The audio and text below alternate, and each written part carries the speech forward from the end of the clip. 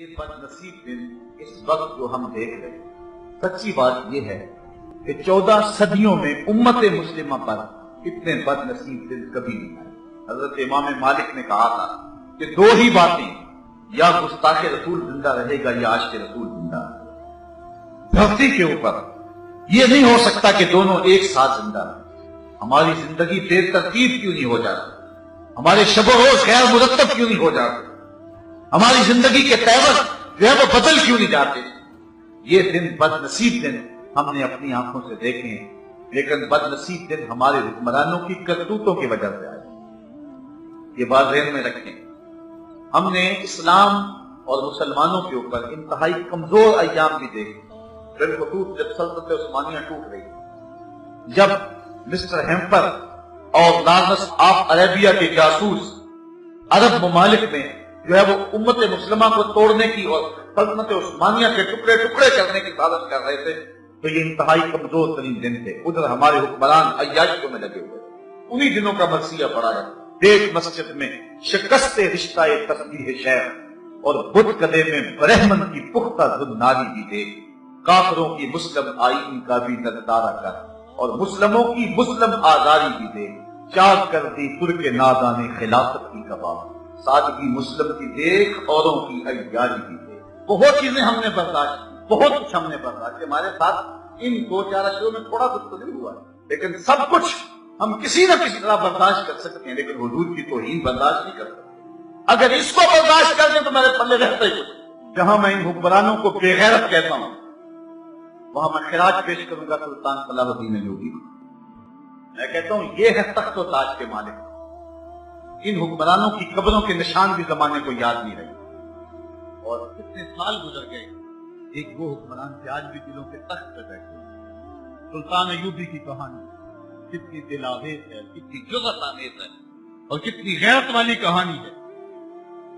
انگلستان کے شہزادوں نے، دیجی نارڈ نے مسلمانوں کے قافلے کو روک کر کے ان کا سامان لوٹا، اور حاجیوں کو اس قافلے کو کہا کہ بلاؤ اپنے نبی کو جو تمہاری جان چھڑائے۔ دریدہ دہنی جب سلطان ایوبی تک خبر پہنچی تو میں نے کتب میں پڑھا کہ اس کی آنکھوں سے شرارے نکلتے تھے، وہ غصے سے دانت پیستا تھا، اس کی رگیں پھول گئی، اور اس نے 3 مرتبہ قسم کھائی کہ اتنی دیر تک چین کی نیند نہیں سوؤں گا جب تک اس ظالم کو اپنے ہاتھوں سے قتل نہیں کر دے۔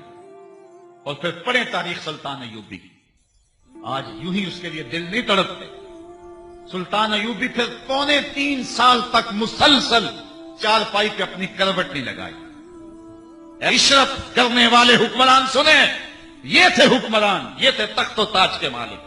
3.25 سال تک اس نے چارپائی پہ اپنی کروٹ نہیں لگائی۔ جب نیند تنگ کرتی تھی، خیمے کی چوٹ سے ٹیک لگا کے آنکھوں کی آگ نکال لیتا، وہ جو خیمے کے اندر لکڑی گڑی ہوئی تو اس کے ساتھ ٹیک لگا لیتا، آنکھوں کی آگ نکلی پھر محاذ پہ۔ اس نے وہ بارود والی ہانڈیاں تیار کی، بہت کچھ کیا اس نے دن رات۔ واپس آتا ہے تو نقشے بناتا ہے، جاتا ہے محاذ پہ ڈٹ جاتا ہے۔ 3 سال کے بعد اللہ نے اس کی مراد پوری کی۔ انگلستان کے شہزادے لائن میں کھڑے ہیں، گرفتار ہو۔ بادشاہ نے شاہ گاما کے لیے کرسی پیش کی، نائٹس کو پانی کا آپ کھورا دیا، کہا جسے ہم کرسی دیتے ہیں امان دیتے ہیں، جسے آپ کھورا دیتے ہیں پانی کو اسے امان دیتے ہیں۔ ہم سفارتی آداب جانتے ہیں، بادشاہوں کو قتل نہیں کیا کرتے، تمہیں آزاد کرتے ہیں۔ لیکن جب دیجی نارڈ پہ نظر پڑی تو سلطان صلاح الدین ایوبی آپے سے باہر ہو گیا۔ وہ غصے سے دانت پیستا ہوا آگے بڑھا اور اس کو گرے باندھ سے پکڑ کے پٹک کے زمین پہ مارا، اور چھاتی پہ بیٹھ کے اس کے بدن کی بوٹیاں کرتے ہوئے کہا، او کتے، تو نے کہا تھا بلاؤ اپنے نبی محمد کو، محمد عربی نے اپنا نوکر بھیج دیا ہے، محمد عربی نے اپنا نوکر بھیج دیا ہے جو تیری خبر لے گا، اور اس کی ٹکا بوٹی کر کے رکھ دی۔ سلطان نور الدین زنگی کی کہانی بھی آپ نے سنی، حضور خواب میں ملے، کہا نور الدین 2 کتے مجھ کو تنگ کر رہے ہیں۔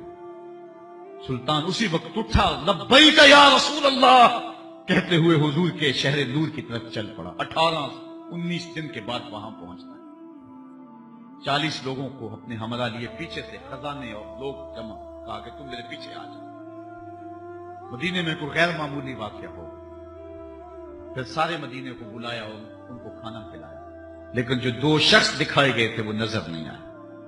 کہا کوئی رہ تو نہیں گیا؟ کہا دو صوفی درویش آدمی اللہ اللہ کرتے ہیں، دن کو روزہ رکھتے ہیں، وہ نہیں آئے۔ کہا بلاؤ انہیں۔ بلایا گیا تو بادشاہ نے پہچان لیا یہ تو وہی ہے۔ کہا ادھر کیا لینے آئے ہو؟ کہا اللہ اللہ کرتے ہیں۔ کہا چلو۔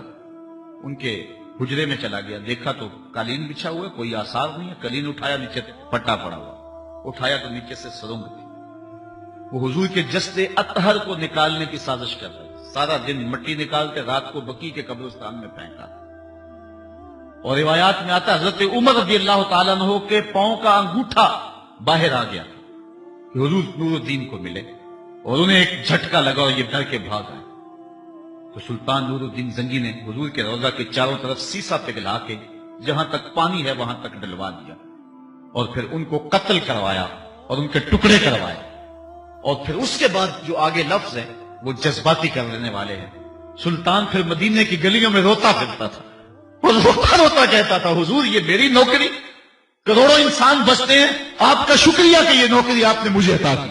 اللہ کے رسول صلی اللہ علیہ وسلم نے ارشاد فرمایا انا سید ولد آدم یوم القیامہ ولا فخر، میں تمام اولاد آدم کا سردار ہوں، قیامت کے دن تمام اولاد آدم کی سرداری میرے پاس ہوگی، ولا فخر، اور میں اس کے اوپر فخر نہیں کرتا، وبیدی لواء الحمد ولا فخر، اور حمد کا جھنڈا قیامت کے دن میرے ہاتھ میں ہوگا، ولا فخر، اور میں اس پہ فخر نہیں کرتا، وما من نبی یومئذ آدم ومن سواہ الا تحت لوائی وانا اول من تنشق عنہ الارض ولا فخر، اور فرمایا حضرت آدم علیہ السلام سے لے کر کے حضرت عیسیٰ تک جتنے بھی نبی ہیں سارے کے سارے میرے جھنڈے کے سائے تلے ہوں گے، اور سب سے پہلے زمین میرے لیے کشادہ ہوگی اور میں قبر انور سے باہر آؤں گا، اور اس پر میں فخر نہیں کرتا۔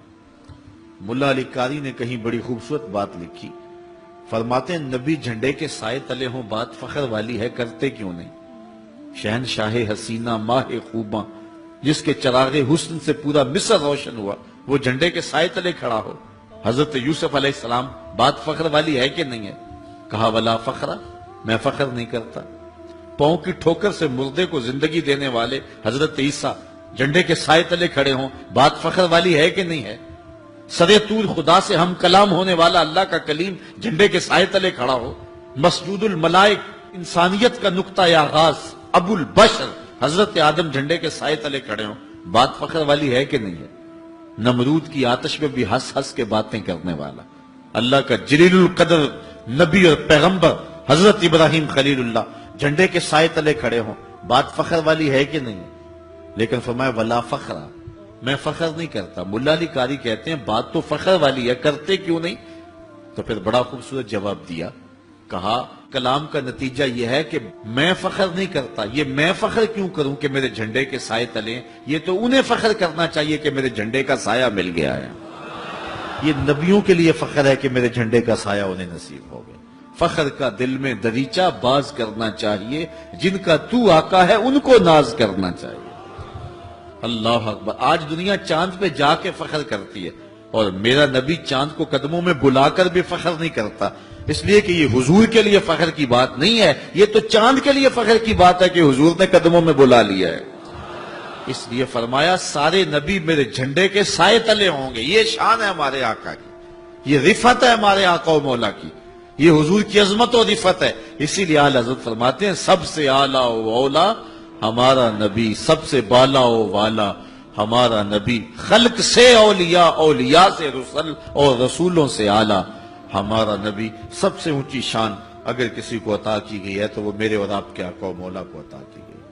آفاق کے ہر ہر گوشے میں قرآن سنا کر دم لینا، اب رکنا نہیں، اب تھمنا نہیں، فردوس میں جا کر دم لینا، آفاق کے ہر ہر گوشے میں قرآن سنا کر دم لینا۔ رکنا نہیں، اب تھمنا